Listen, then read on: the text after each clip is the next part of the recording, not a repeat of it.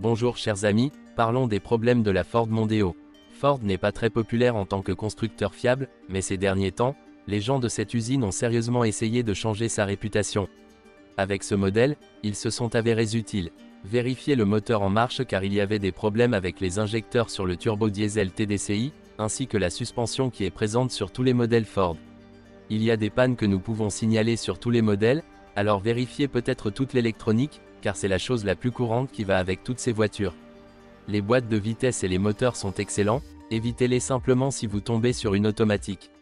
Lors de l'achat d'une Ford Mondeo 3 d'occasion, vous devez faire attention au fait que l'échappement peut se corroder après environ 100 km.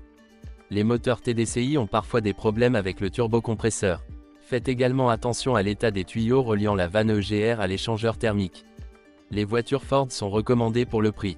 Si l'entretien est effectué à temps et que le propriétaire n'économise pas sur les pièces, à l'exception de quelques éléments plus chers, l'acheteur ne devrait pas avoir trop de problèmes. Les moteurs à essence sont particulièrement recommandés, sans problème majeur, à condition de ne pas installer le système GPL. Cependant, nous déconseillons l'achat d'une voiture avec un moteur 1.8 SCI, qui souffre beaucoup de l'injection directe. Les Ford Mondeo fabriquées jusqu'en 2003 et équipées de moteurs à essence, si elles font du bruit pendant le fonctionnement, cela indique généralement le déplacement des ailes autour de l'axe dans l'admission. En cassant les arbres, les ailes peuvent se retrouver dans la chambre de combustion du moteur, provoquant des dommages importants au moteur. Avec les moteurs à essence 2.0i, il y a un problème avec la pompe à carburant dans le réservoir, ce qui entraîne un approvisionnement en carburant inégal. La plupart recommandent les moteurs à essence Ford Mondeo, d'une construction presque parfaite et d'une chaîne d'entraînement par arbre à cames très durable. Les modèles 2000 et 2001 peuvent avoir un problème d'injection de carburant, corrigé dans les versions ultérieures. L'état du moteur diesel est encore pire.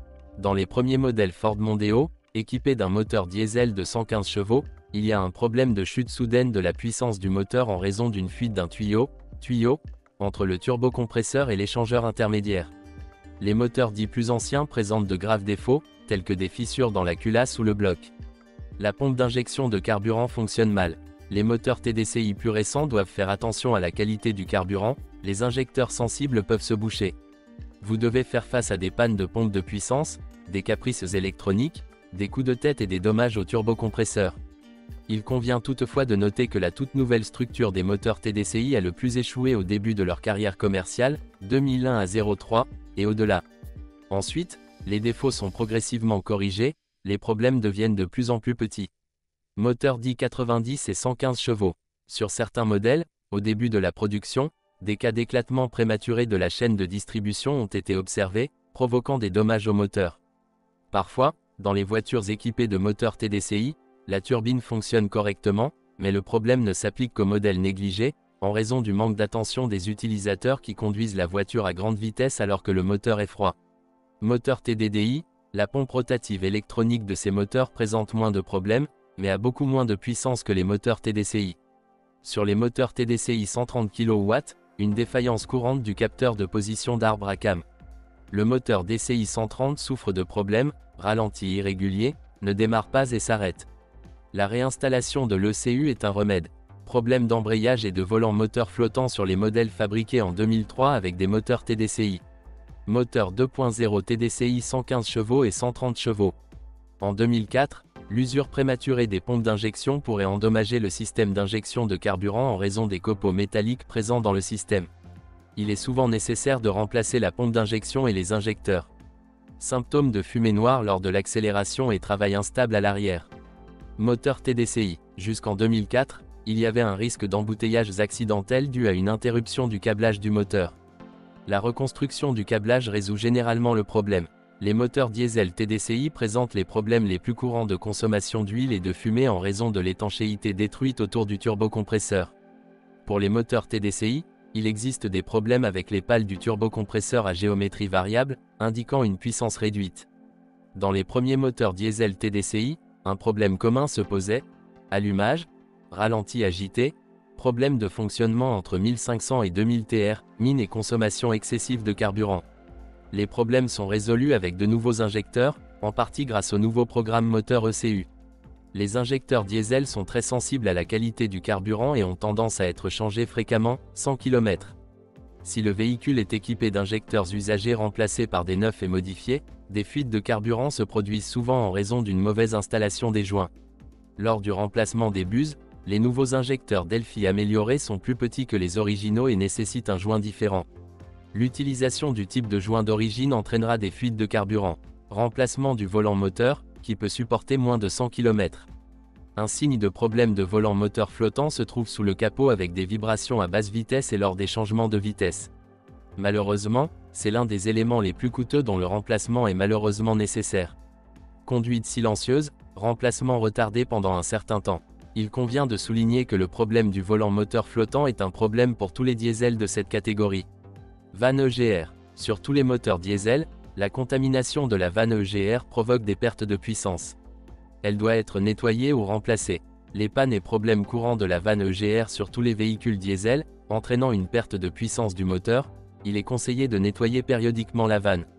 Les garnitures et les disques de frein s'usent rapidement, surtout en conduite dynamique, ce qui augmente considérablement les coûts d'entretien. Le tuyau de frein arrière se corrode à l'endroit où il passe par le réservoir.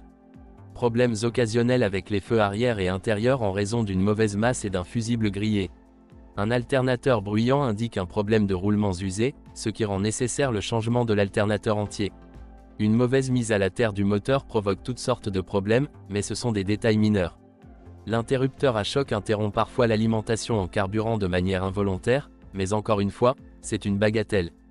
Panne du démarreur, le petit volant s'empile autour du Bendix, retirer l'âne laser, le démonter et le nettoyer.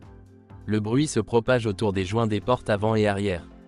La Ford Mondeo souffre dès les premières années d'une mauvaise qualité de couleur, notamment sur le capot, où les cailloux endommagent facilement la peinture. Les amortisseurs hydrauliques des porte-charges perdent rapidement leur capacité de charge. Pour la Ford Mondeo produite fin 2003, il y avait une erreur dans le bas de la porte qui faisait rouiller la peinture. L'apparition de rouille sur les 5 portes autour des plaques arrière. Usure prématurée des pneus jusqu'à 15 km. Elle implique l'utilisation de pneus trop tendres, mais aussi un réglage inadéquat de la tringle avant. Régulateur de vitesse. Sur les modèles à essence fabriqués jusqu'en juillet 2001, problème de régulateur de vitesse causé par une pénétration d'eau dans l'ECU du régulateur de vitesse.